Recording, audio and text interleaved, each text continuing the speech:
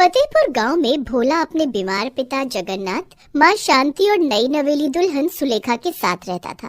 भोला अपने खेत में सब्जियां उगाकर बाजार में ले जाकर बेचा करता था। उसकी शादी हुए अभी कुछ दिन ही हुए थे। नई नवेली दुल्हन को देखने के लिए रिश्तेदारों का उसके यहाँ आना जाना लगा हुआ था। एक दिन उसकी माँ शांति भोला से कहती है, भोला, जब से तुम्हारी शादी हुई है तब से रोज रिश्तेदारों का आना जाना लगा रह रहा है। उनकी मेहमान नवाजी करने के लिए भी काफी पैसे खर्च हो रहे हैं। तुम्हारी शादी या तुम्हारे पिताजी के इलाज के लिए पहले ही हमने काफी कर्जा ले लिया है। अब लगता है रिश्तेदारों की खातिर पानी के लिए भी कर्जा लेना पड़ेगा।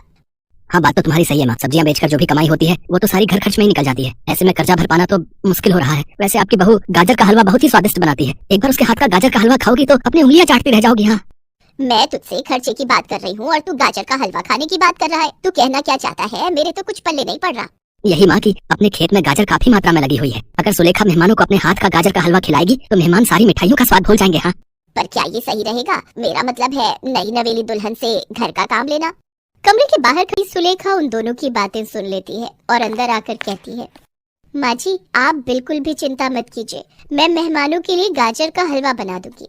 सुनिए जी, मैं आपको हलवे के लिए कुछ सामान बता देती हूँ। आप बाजार जाकर ले आइए। तब तक मैं खेत में से गाजर तोड़ कर ले आती हूँ। इसके बाद सुलेखा गाजर का हलवा बनाने में जुट जाती है।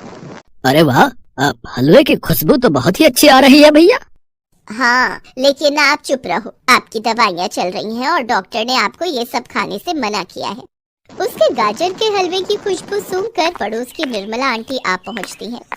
शांति, अरे ओ शांति, कहाँ है तू? अरे आजा निर्मला, अंदर आजा। शांति, मैंने सोचा तेरी नई नवेली बहू को देखाती हूँ। वैसे कहाँ है तेरी बहू? और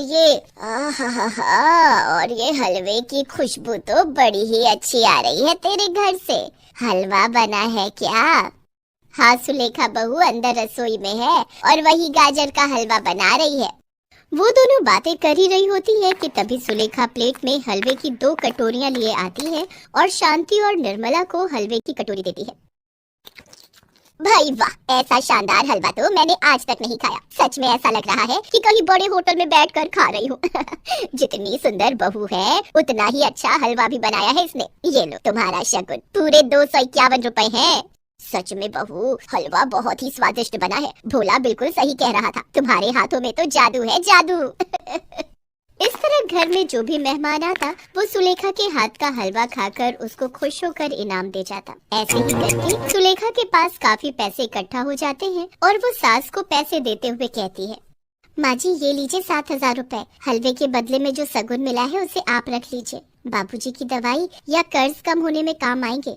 नहीं बहू, ये तेरी मेहनत का फल है और इस पर तेरा हक है। इसका मतलब आप मुझे अभी तक इस घर का हिस्सा नहीं समझती जो ऐसी बातें कह रही हैं?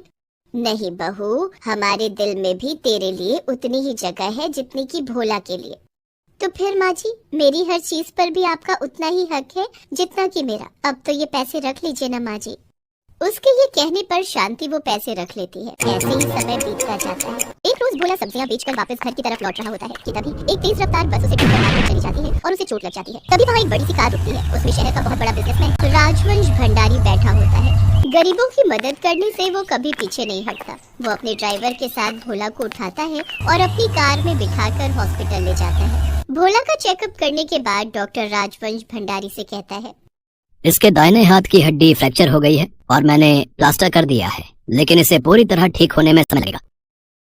हे भगवान, ये क्या हो गया? मैं खेती का काम कैसे करूंगा? सब्जियां कैसे बेचूंगा? मेरा घर कैसे चलेगा? तुम घबराओ नहीं, जब तक तुम पूरी तरह से ठीक नहीं हो जाते तुम्हारी और तुम्हारे परिवार की जिम्मेदारी मेरी। नहीं साहब, आपने मेरे लिए इतना किया, वही मेरे लिए काफी है। अगर आप मुझे समय पर अस्पताल न लाते तो न जाने मेरा क्या होता। इसके बाद वो उसे अपनी कार से उसके घर छोड़ने जाता है। भोला की ऐसी हालत देखकर शांति, सुलेखा और जगन्नाथ रोने लगते हैं। हे भगवान, एक ही तो कमाने वाला था हमारे घर में, उसके साथ भी ये हादसा हो गया। पता नहीं अब हमारा घर खर्च कैसे चलेगा।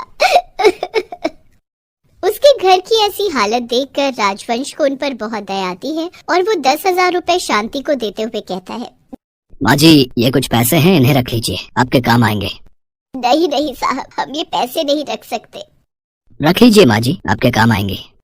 राजवंश शांति को वो पैसे देकर वहाँ से चला जाता है। गांव का मुखिया उनके घर आता है और कहता है, क्या बात है, शहर का सबसे बड़ा बिजनेसमैन, आज तुम गरीबों के घर क्या कर रहा था भाई? लगता है अब तो मेरा कर्ज जल्दी ही वापस मिलेगा, और वो भी सूद समेत है। वो भला आदमी भोला को अस्पताल लेकर गया था और अब उसे घर छोड़ने आया था। आप तो मेरी हालत देख ही रहे हैं ना मुखिया जी, ऐसे में आपका कर्जा वो भी सूद समेत हम कैसे चुका पाएंगे? मैं कुछ नहीं जानता भाई, मैं कुछ नहीं जानता। हाँ, मुझे अपने पैसे जल्द से जल्द चाहिए, नहीं तो अगर घी सीधी उंगली से ना निकले तो मुझे उंगली टेढ़ी करनी भी आती है, बता रहे हैं। आप ठीक 1 महीने बाद आकर अपने पैसे ले जाइएगा, आपको आपके पैसे मिल जाएंगे और वो भी सूद समेत। सुलेखा के इतना कहते ही मुखिया वहाँ से चला जाता है। ये तुमने क्या कह दिया बहू, इतने कम समय में इतने सारे पैसों का इंतजाम कैसे होगा? आप चिंता मत कीजिए माँ जी, मैं सब ठीक कर दूं। अपने खेत में लगी गाजर से हलवा बनाकर मैं गांव-गांव जाकर बेचूंगी और मुझे उम्मीद है कि मुझे उससे अच्छी खासी आमदनी हो जाएगी। फिलहाल मुझे हलवे के लिए राजवंश भाई साहब जो पैसे देकर गए हैं उसमें से कुछ पैसे दे दीजिए, जिससे कि मैं हलवे का सामान ला पाऊँ। लेकिन बहू, तू हलवा बेचेगी कैसे? हमारे पास ना तो कोई ठेला, न दुकान और ना ही हलवे के लिए बड़े बर्तन। बहू, तुम इतनी ठंड में अकेले बाहर जाकर हलवा कैसे बेचोगी? आप सब मेरी चिंता मत कीजिए, इस वक्त मुझे बस आप लोगों के साथ की जरूरत है, बाकी मैं सब संभाल लूंगी। पर इतनी ठंड और कोहरे से तुम कैसे? नहीं, मेरा मन नहीं मानता। जब सिर पर जिम्मेदारियां पड़ती हैं ना, तो क्या ठंड और क्या गर्मी। और अब आपके साथ साथ ये घर और इस घर की जिम्मेदारियां मेरी भी हैं। बहू, हम तो तुझे पाकर धन्य हो गए। मुझे तो बस आप लोगों का आशीर्वाद चाहिए माँ जी। ऊपर वाले ने चाहा तो आपकी बहू 1 महीने के अंदर सारा कर्जा चुका देगी। हमारा आशीर्वाद हमेशा तुम्हारे साथ रहेगा बहू। इसके बाद शांति कुछ पैसे सुलेखा को देती है, जिससे सुलेखा बाजार जाकर हलवा बनाने का सामान और एक मटका खरीद लाती है। उधर शांति भी खेत से ढेर सारी गाजर तोड़कर ले आती है। अगले दिन सवेरे जल्दी उठकर सुलेखा ढेर सारा गाजर का हलवा बनाती है और उसे मटके में भरकर अपने सिर पर उठाकर बेचने के लिए गांव-गांव निकल पड़ती है। हलवा ले लो हलवा, गाजर का गरम गरम हलवा, शुद्ध देशी घी, मावो और खोए से बना हलवा, एक बार खाओगे बार बार आओगे। सुलेखा के हलवे की खुशबू से लोग झट से उसका हलवा चखने के लिए दौड़े चले आते। 1 प्लेट लगा दो बहन। हाँ हाँ, अभी लो।